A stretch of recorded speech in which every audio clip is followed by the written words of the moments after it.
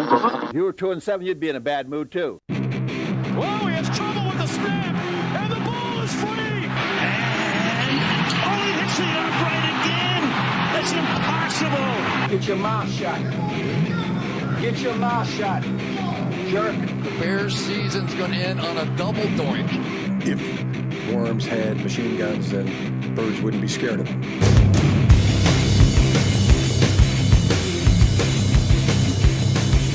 Hey, how's everyone doing tonight or today, whenever you're listening to this beautiful, wonderful podcast of Limp Ditkas? I'm Pete. Welcome to the Limp Ditkas podcast. I'm Ryan. We're just a couple of Chicago pricks united by our hatred for the Chicago Bears and the University of Michigan football. I'm a fan of the Detroit Lions, unfortunately, and also, unfortunately, these days, the Michigan State Spartans.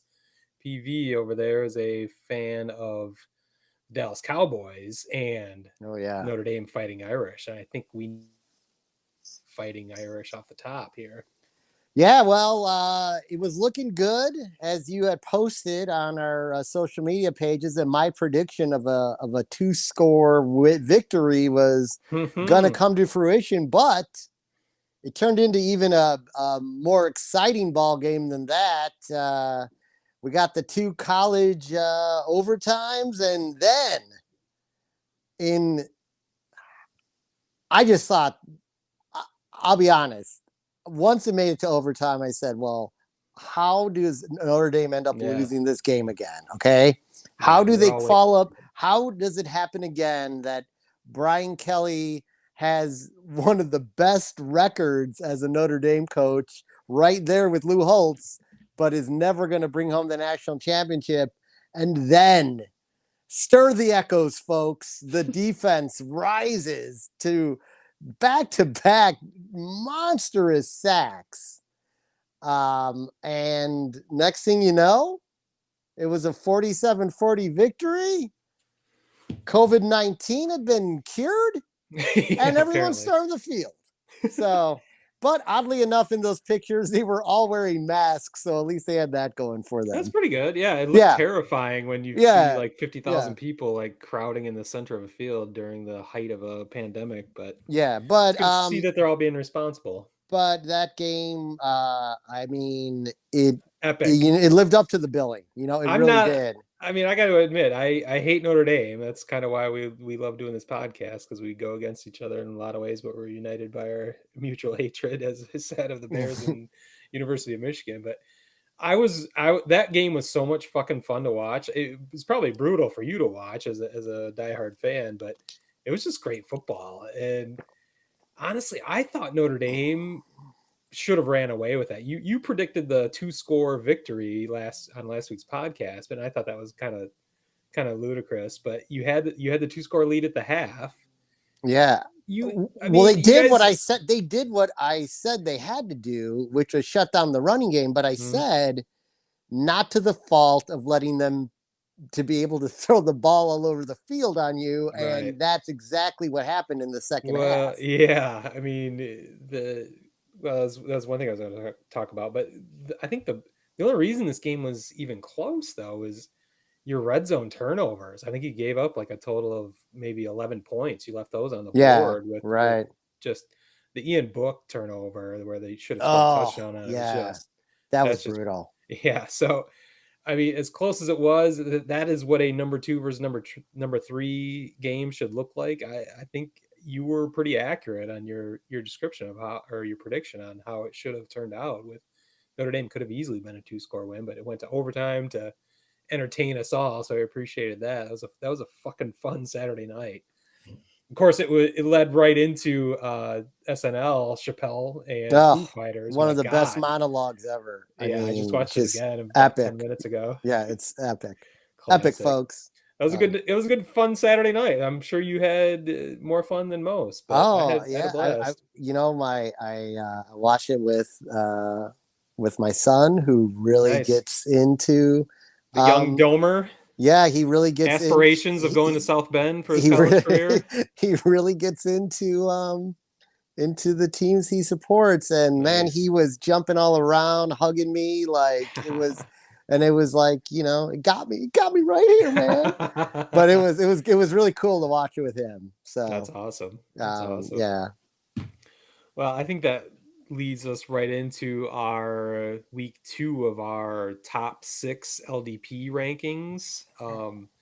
As we described a little bit last week, we were doing our own college football playoff rankings because why the fuck not? We're wasting our time making a podcast. We might as well have our own top 6 rankings. We picked top 6 because that's more interesting than top 5 or top 10. Also, I've always felt that the college football playoff should be 6 teams with the top 2 teams getting a bye and the bottom 4 teams playing the first round. So, one quick note. Yeah, I'm remembering this before the end of the show.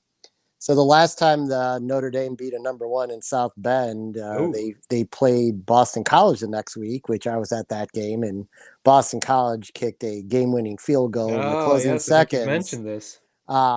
So they play Boston College this week. Dangerous. So we'll see. Shit. We'll see how that goes. I just thought that was worth mentioning before we got in to the top 6 because. Will history repeat itself? Yeah, I sure hope not. We're definitely not going to be done talking about Notre Dame here. I struggled with my own rankings whether I should jump Notre Dame all the way up to number 1 from where we had them last week at number 3, just because when you beat the number 2 team in the country, it's pretty significant. I kept Alabama at number 1. Purely because they have 2 top 10 victories already in the bank. This could change over time, but in my mind, I thought Alabama should retain their number 1 status. Notre Dame, I've moved up to number 2, of course, for beating Clemson in overtime. So I'm wondering what your number 1 and number 2 look like right now. That is what my number 1 and number 2 look like right now. Wow, all right. I also kind of feel like I may have been more inclined, and I've brought this up. I'm not oblivious to the fact that Trevor Lawrence is not at quarterback, and there were some throws early on in that game that I wonder if, yeeks, they would have been touchdowns if he had been quarterbacking, because the ball may have been thrown a little better. That's all speculation, right? So, on the other side of that, though, he did shut down the all-time leading running back of the ACC completely, pretty much. So right, but Trevor Lawrence is Trevor Lawrence, but their backup quarterback still threw for 400 plus yards. No, I know. So but I don't think that was the deciding factor. I think, like what you said, the running game was the factor. Yeah. So even with Trevor Lawrence, I don't. That's kind of weird that you'd give a compliment to Notre Dame for giving up 426 yards to a backup quarterback, but no, I'm saying it could have been even worse. No, that I would have. I did, but I don't know.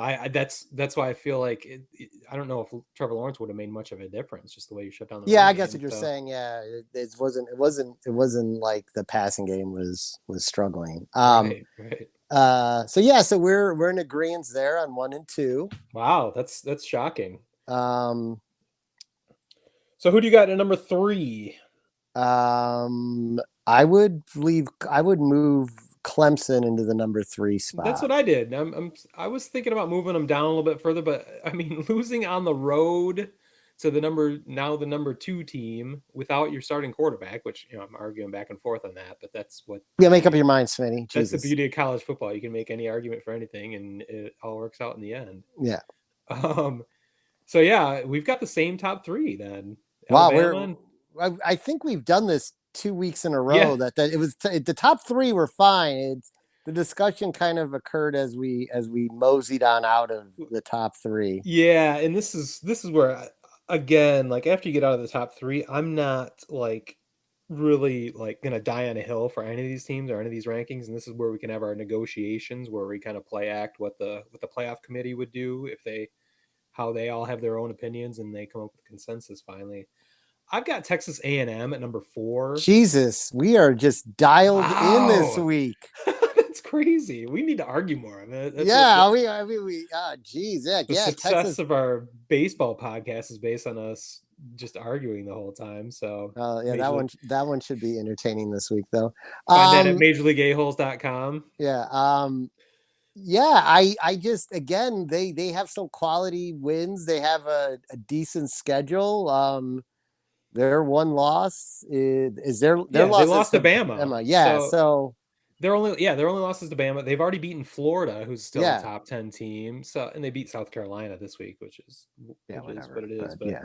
So that's not part of it. But it's literally the way I look at the strength of the schedule, it just sort of makes sense to me. So we agree there.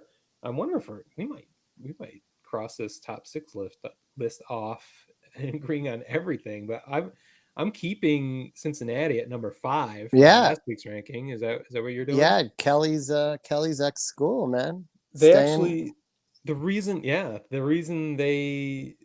I'm keeping them there is they beat Houston. Yep.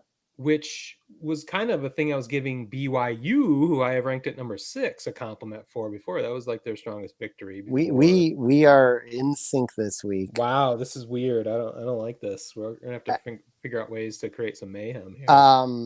You've got BYU at number 6 again, then. Yeah, and then Nice. do you ever meet someone who doesn't pronounce H's? I had a neighbor back in the day who couldn't pronounce H's, and he would always say Houston.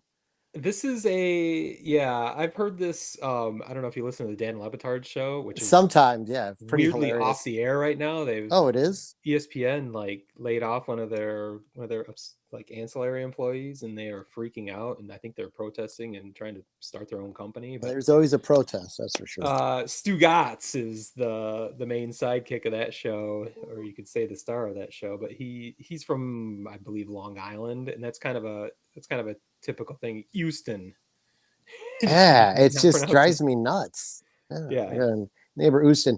I'll tell you where we're gonna I'm gonna tell you where we're gonna end up disagreeing probably at some point if it comes to it.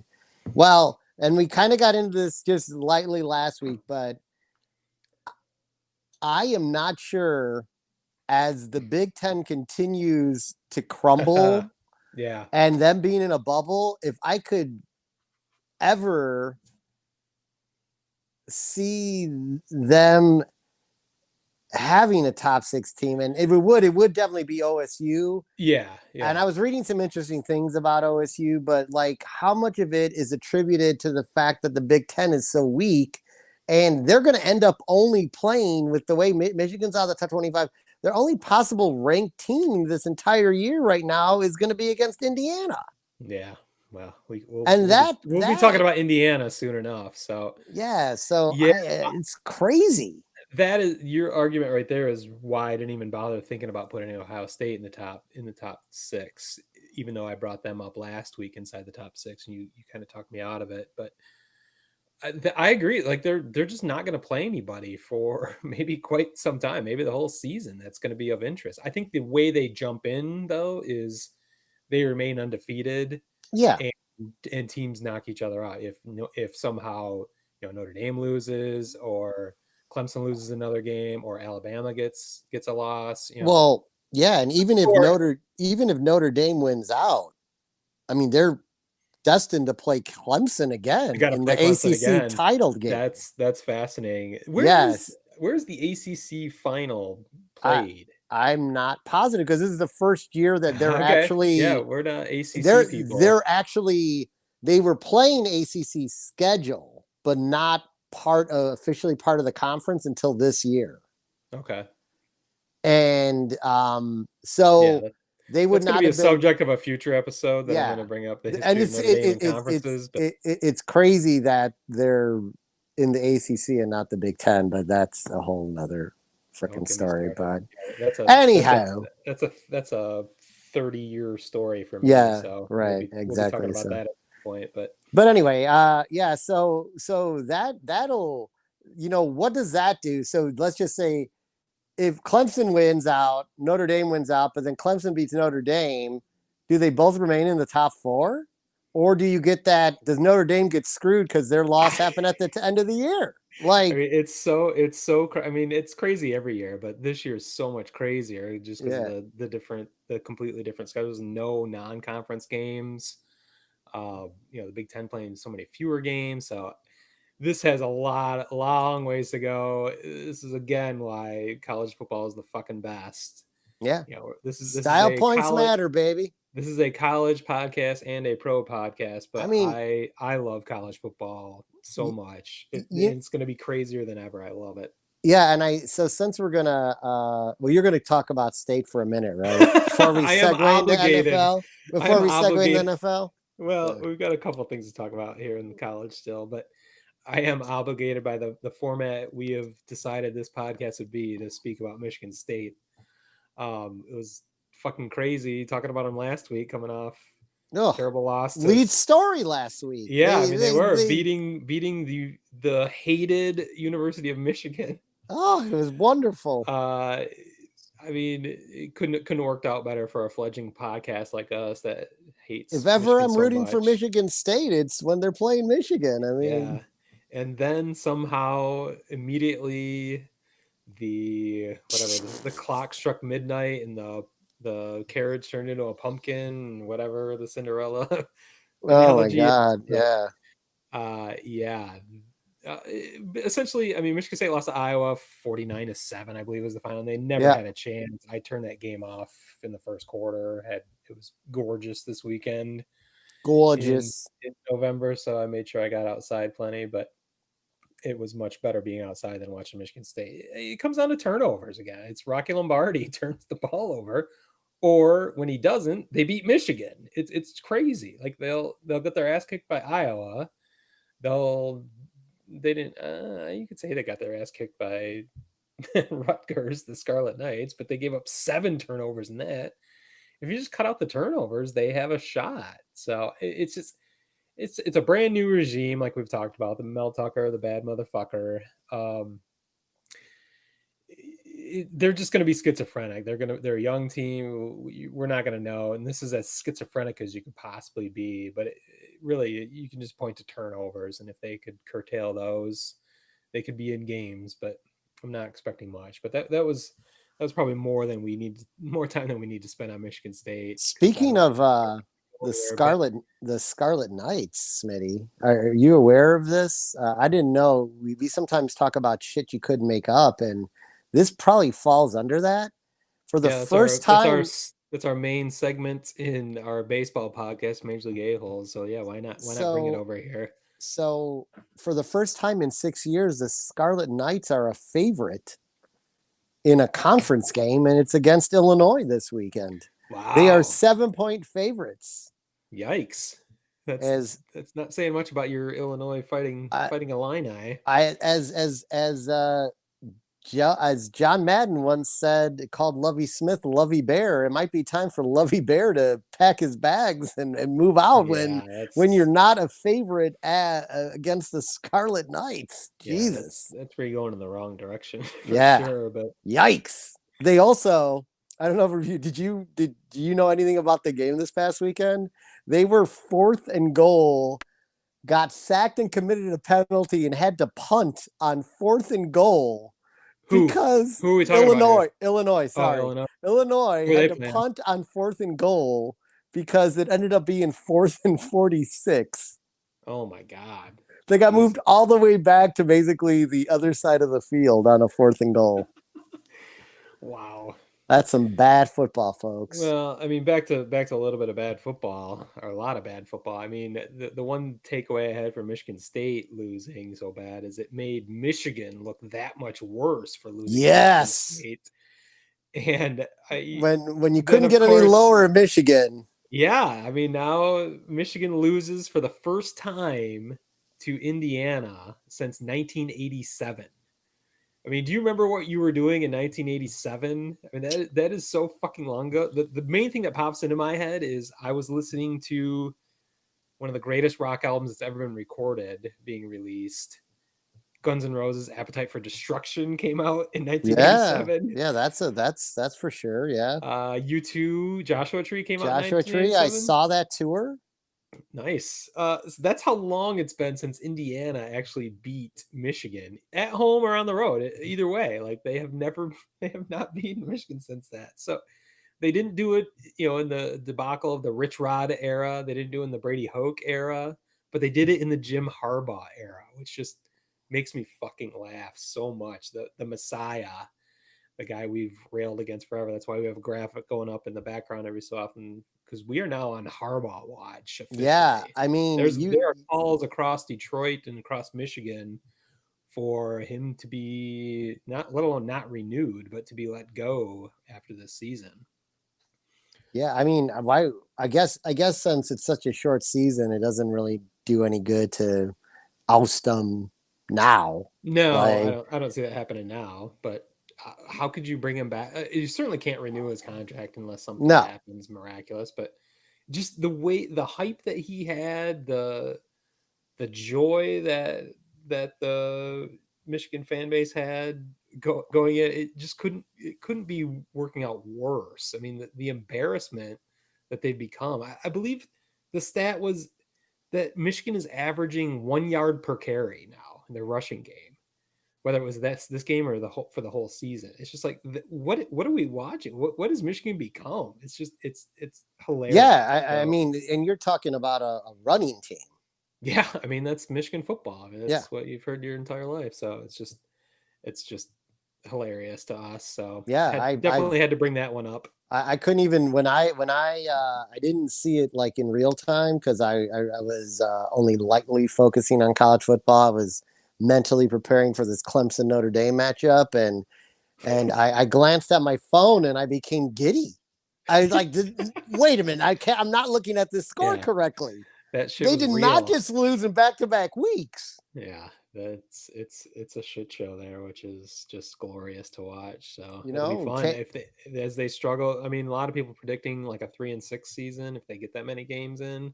They're supposed to play Wisconsin this weekend, and I don't know if that's going to happen with all the COVID cases in the Wisconsin squad and throughout the state. So I'm not. I haven't heard anything about that. We're doing this on a Tuesday night, so there may be news by the time we release this podcast. So we'll see, I guess. But But that's about all my thoughts on the college ranks. I don't know if we want to jump into the NFL. Sure, the no fun league right now for either one of us. We are. I'm a Lions fan, which is always depressing. Cowboys fans are in a serious depression. Not typical for your franchise, but it could probably be more fun to talk about where you guys are at, since you had a really interesting game this week. I mean, we got to the fourth quarterback of the season, and he was apparently Gilbert managed to. You still don't know his first name, do you? I had it, and now it's gone because I'm old. It's we'll another G. It's another G. It's like Gordon Gilbert or something. It's Gilbert.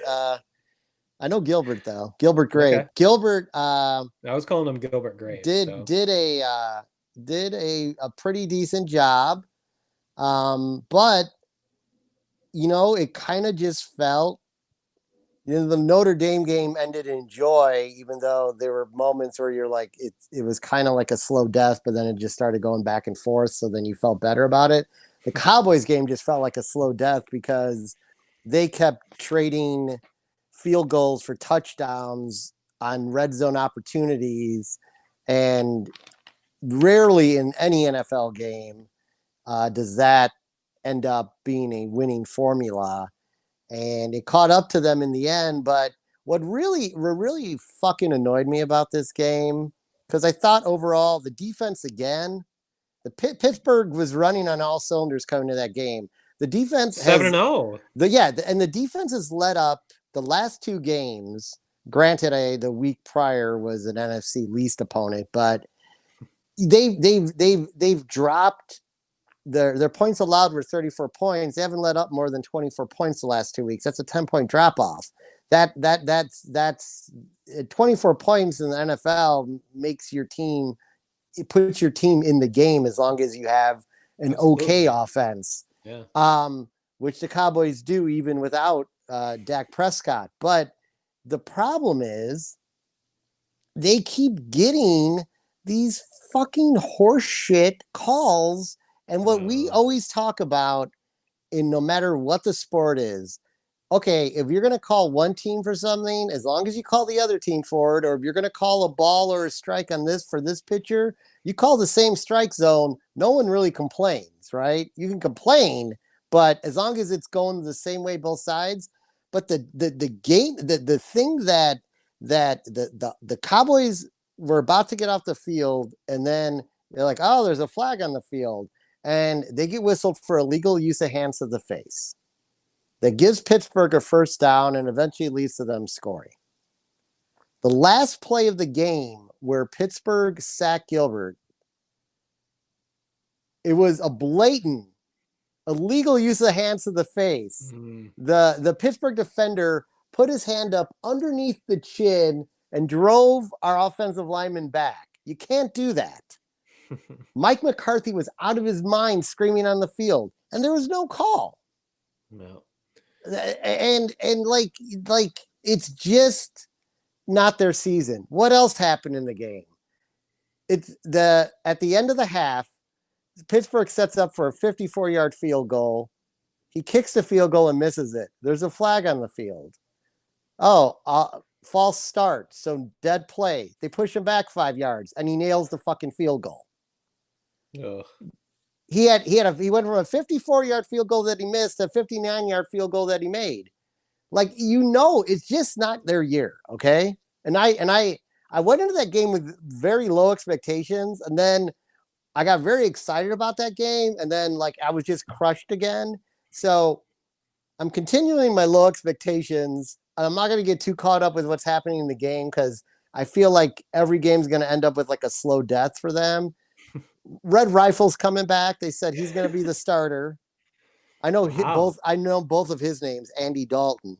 I was worried he wouldn't be back anytime soon by that brutal. No, they said he's going to be reinserted as the starter, but if he's healthy, of course he would be. I'm surprised he's healthy. Yeah, Gilbert brought a nice perimeter game though. A little bit like Dak Prescott. So you guys hung in with the best team in football for all 4 quarters. It was just a late Eric Ebron touchdown that put Pittsburgh over the top, which is much to the chagrin of all Lions fans, of course. Eric Ebron being just the worst. I think he was the number 10 draft pick back in maybe 2016, 2017.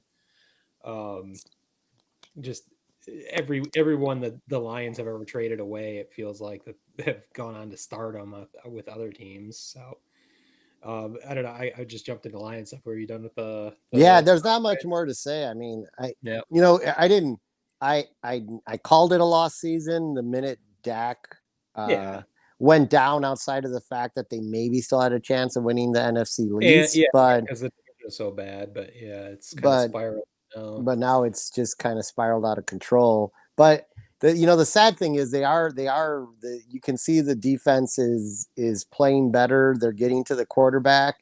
If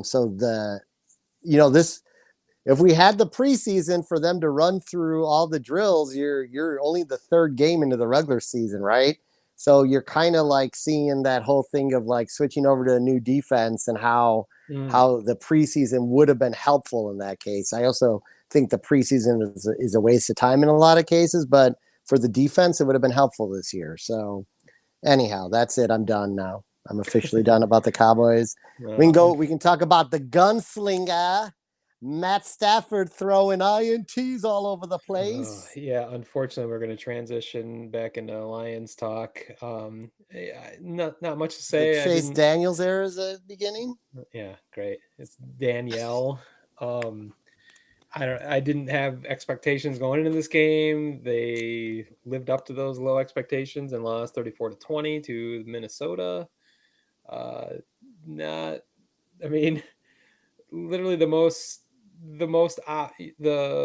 emblematic play of the entire Bob Quinn and Matt Patricia era happened when Dalvin Cook ran 70 yards for a touchdown, and the Lions only had 10 guys in the field.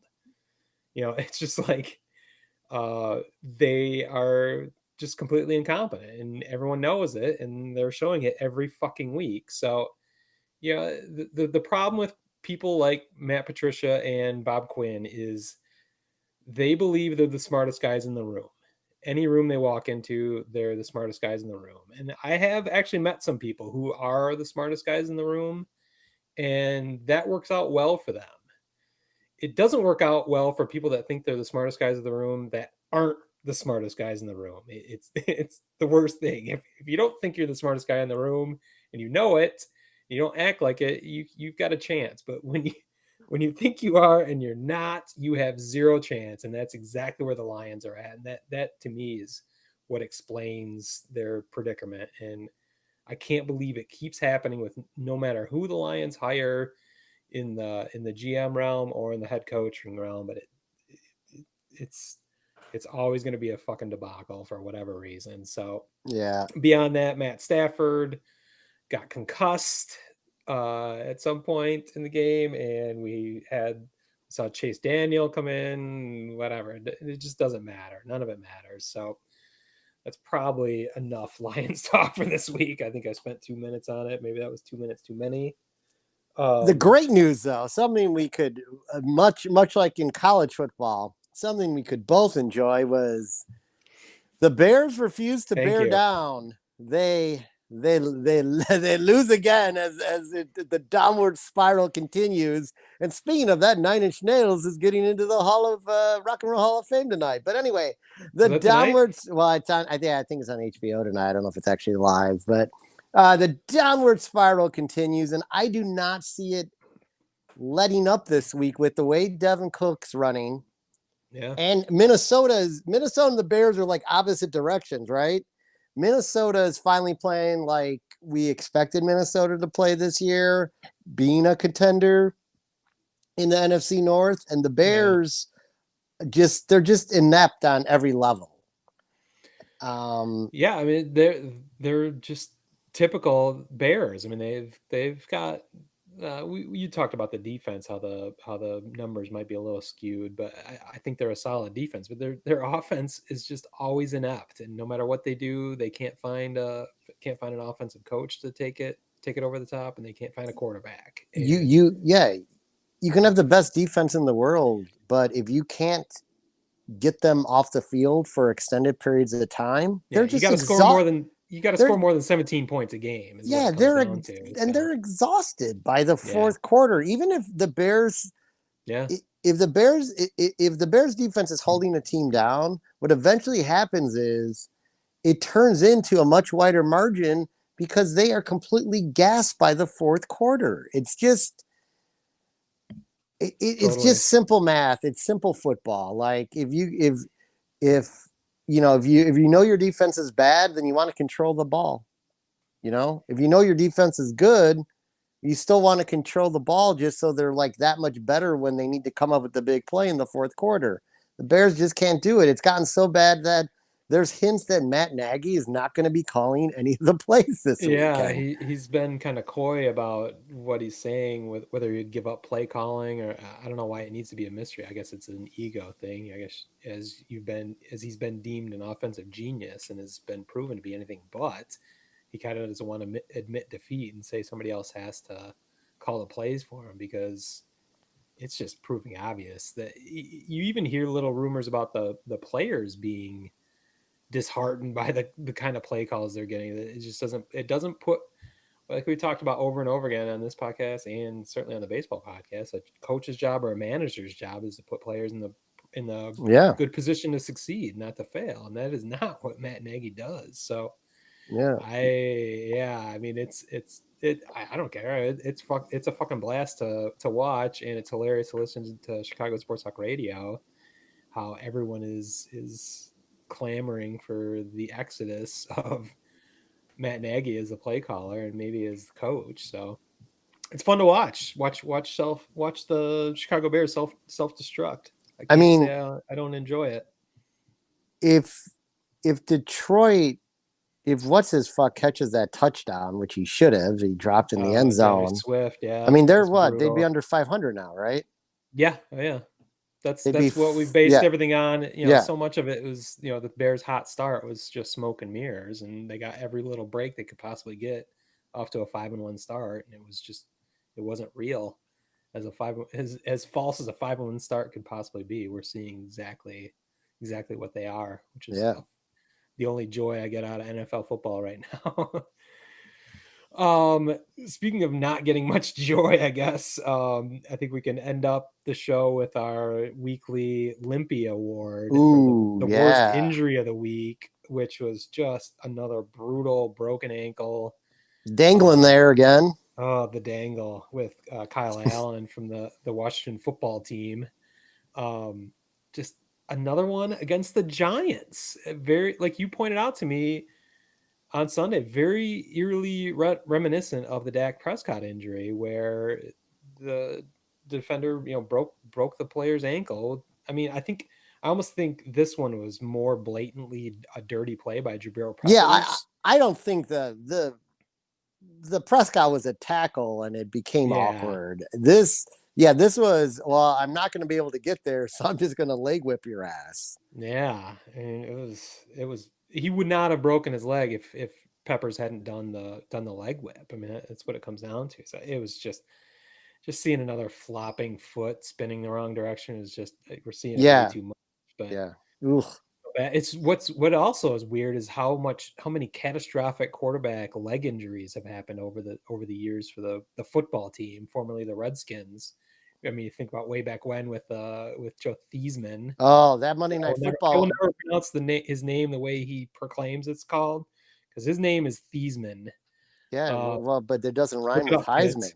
Doesn't rhyme with Heisman now. Exactly. Look that one up, kids. But yeah, Joe Theismann broke his leg back in 80. Lawrence Taylor. That was the Giants too. Yeah. Oh my God, it's the Giants. I forget who Alex Smith broke his leg against a couple years ago, where he almost lost his leg.